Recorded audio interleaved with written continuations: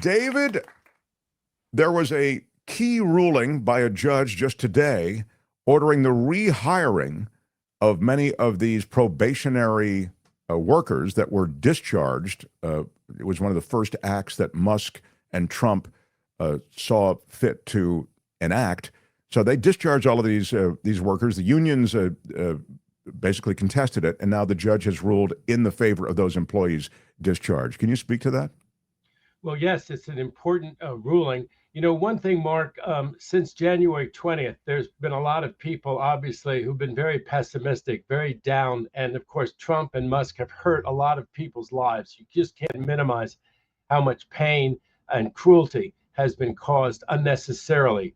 But we pointed out that a lot of it was being caused in violation of the law, in violation of our constitutional separation of powers, in violation of all kinds of regulations. And now we've had literally over 90% of the rulings go against Trump and Musk.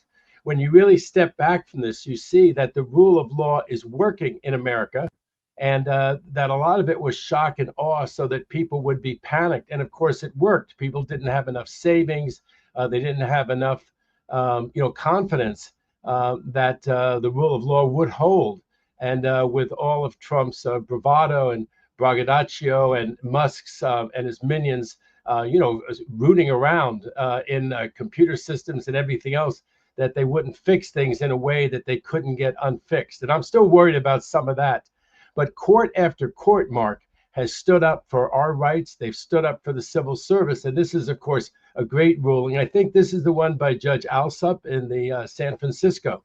And if I could just digress for 1 second, as I said to people at the time that Carter passed away, and I did a lot of the shows about former President Carter, I was with Carter. I was in Carter's administration, despite, as I said then, joking, don't let my youthful appearance persuade anybody that I wasn't with Jimmy Carter, because it was wonderful. I was in my late 20s. And because I worked in the office of the Solicitor General, which argues cases for the administration in the U.S. Supreme Court, I got to meet some of the most outstanding lawyers in America. One of the ones I met was William Alsup. We played on the same softball team in the summer of 1980. And here he is, a fantastic federal judge, always been very fair, brilliant, deals with all those tech cases, up there in the Bay Area.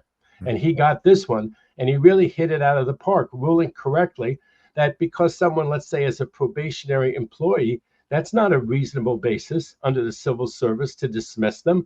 All you're really doing is the spoils system. All you're really doing is saying a person hired in the last year or two, I can get rid of because I'm the new administration, and I'm going to hire people who are more to my liking, because I'm going to hire people, me, Trump, me, whoever's running my agencies now, more to my liking than the people that President Biden and the heads of his agencies hired a year or two ago. It's nonsense. Some of these people are absolutely excellent. Some of them are in supervisory positions, Mark, while still on probationary status. They've worked up to show how standing they are, and they're in charge of units at this point. Anyway, all of that, and so it applies to all these different agencies. There's no basis for so many of these firings.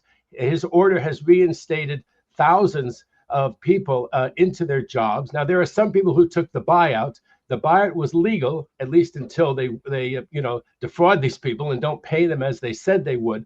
But the buyouts are fine. But the other people, hopefully they had some savings. Hopefully they hung in there. Many of them have left government service. We've lost them forever. They've gone to state governments, or they've gone to private concerns, private industry. And we, the federal government, and we, the federal voters, are never getting them back into service, no matter how wonderful they were working for us. But the ones who've hung in there have their jobs back immediately. And of course, they say that they may appeal this.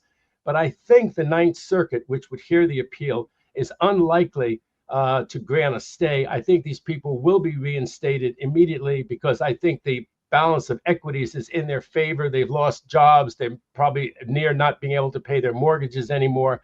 I think the balance of equities is in favor of reinstating them.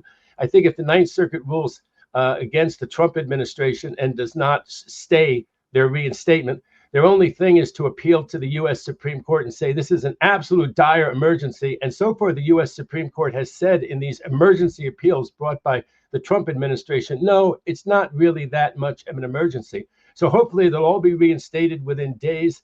These are all big jobs. These are not only at the Defense Department, Department of Veterans Affairs, all throughout the government. So, and of course, things will run again. Maybe we can go to our national parks this summer, Mark. We'll have our Forest Service reinstated, as well as other very essential jobs, HHS, across the board. Yeah, I mean, it would be nice to just see, some of it patched back together. I'm quite concerned about gutting the EPA. I'm a tree hugger, so for me, I think clean air and clean water and clean soil, that is to say, pure soil, these are things that represent America. I think this myth of American exceptionalism always led us to believe when we were kids that we had those things. And now, as it turns out, I mean, really, corporate polluters and all the rest who really own our political system, they have seen to it otherwise. But more on that another time. Can I interject one thing real quick, Sure. Mark? Real quick. MSNBC did a great expose last night of just one EPA matter down in what they call Cancer Alley in Louisiana. And, for a lot of us, we think, this is so awful what Trump and the rest of them plan to do to the environment. But he'll be gone in 3.5 years. His Congress, it looks like, will be gone in 1.5 years. And somehow we'll survive. Somehow we'll get the planet back in shape 1.5 years from now, 3.5 years from now. These are people who are suffering terribly. They're getting cancer. They have huge rates of cancer down there.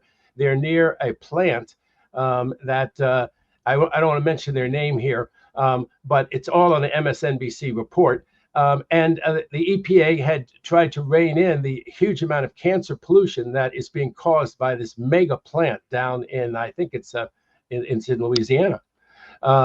And of course, what just happened? Trump dismissed the lawsuit. So the civil lawsuit brought by EPA to rein in the pollution from this cancer-producing plant. It's almost all poor African-American people living near it. Everybody who's got enough money has managed to flee because no one in their right mind wants to live near there. And the EPA was doing something about it under Biden. And now they're doing nothing about it as of the Trump administration just dismissing the appeal. So it's imminent. The harm is imminent. This is not just global warming 2, 3, 4, 5 years from now. It's imminent harm.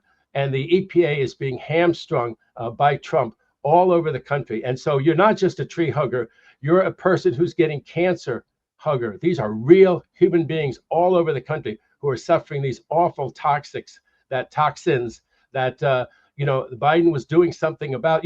Our biggest problem used to be whether Biden made it up the stairs or not. And now the country has quite a few new problems, don't we? Yeah, no, it's true. And the toxification of all of those that I mentioned, the air, the water, the soil, it's an affront to humanity. It's an affront to who we are, and that you shouldn't be able to put a price tag on that. You shouldn't be able to buy a politician and then be able to spew tons and tons of pollutants into the air and produce these cancers in kids and in young people. It's horrifying, and in older people, as we were exposed to it for decades. And by the way, just on that, I mean, down in that area, Louisiana, Texas, Houston area, they have more Superfund sites down there, EPA declared Superfund sites, totally toxified, in other words, than any other place in the country. So this is an area that really has taken it on the chin over and over again.